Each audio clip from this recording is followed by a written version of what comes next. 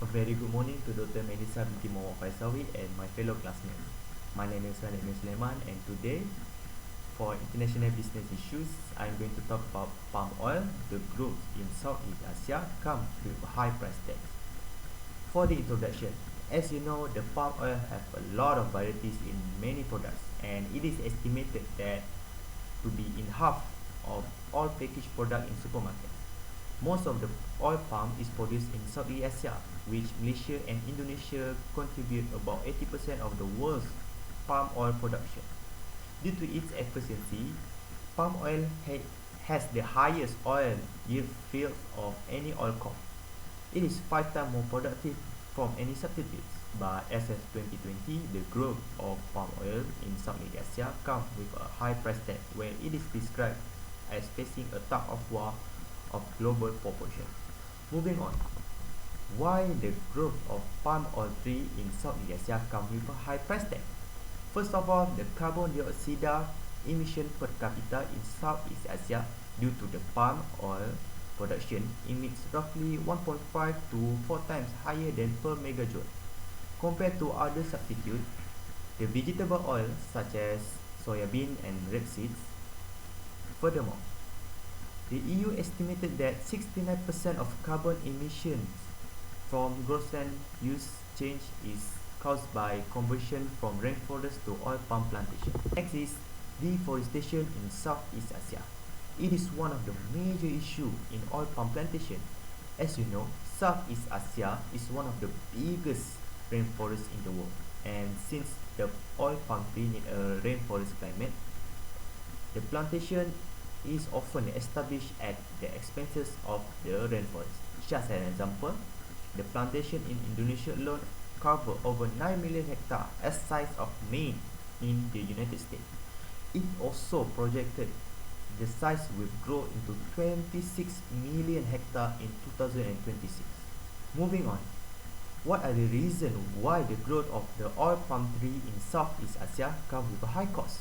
First of all, facing all sort of bans from the European Union and the United States. As January of 2020, the European Union has banned the use of palm oil in production of biofuel produced in EU, with intention to stop the deforestation in Malaysia and Indonesia.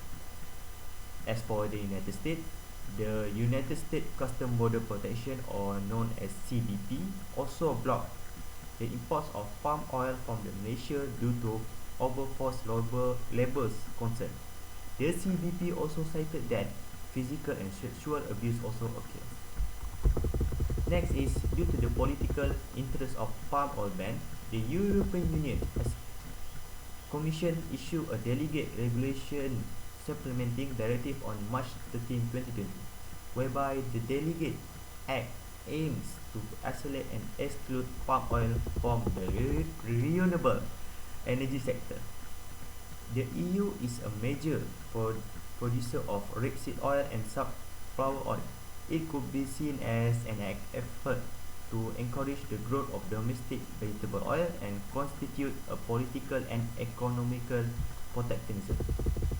The ban also have significant effect on plantation dependent community, especially in the oil palm sector, where the palm oil export contributes to over 23 billion to Indonesia in 2017. In Indonesia alone, the palm oil is cultivated by more than 4 million smallholder farmers. A ban could end efforts to work with countries to develop a sustainable palm, whereby the ban from EU has decreased the price of the oil palm tree, which can affect many smallholder farmers. So, how can the Southeast Asia combat with this problem? First of all, the Southeast Asia can boost the export to China and India.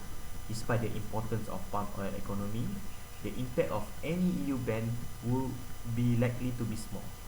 Such an example, Indonesia exports 2/3 of its biodiesel products, but only 1/5 that goes to EU. Next, create a partnership agreement between Southeast Asia and the European Union. Such an example, ASEAN and the EU already work together in this issue with some success. A voluntary partnership agreement between two countries in 2003 helped ASEAN country to reduce illegal logging and export timber to the EU. And why not developing a partnership agreement for the palm oil? Furthermore, Malaysia and Indonesia can increase protests in the World Trade Organization or WTO. Malaysia and Indonesia can challenge via the World Trade Organization by sending a letter of objection to the European Union criticizing its decisions to not longer consider palm oil as the green fuel and threatening the bloc's ties within the countries. Opinion. As for my opinion, Southeast Asia can increase diplomatic ties within the countries that hasn't banned the palm oil. This is due to the some country will follow what the EU and US steps as banning the palm oil. By having a strong diplomatic ties between the countries, it can prevent the country from following the same steps as the United States and the European Union.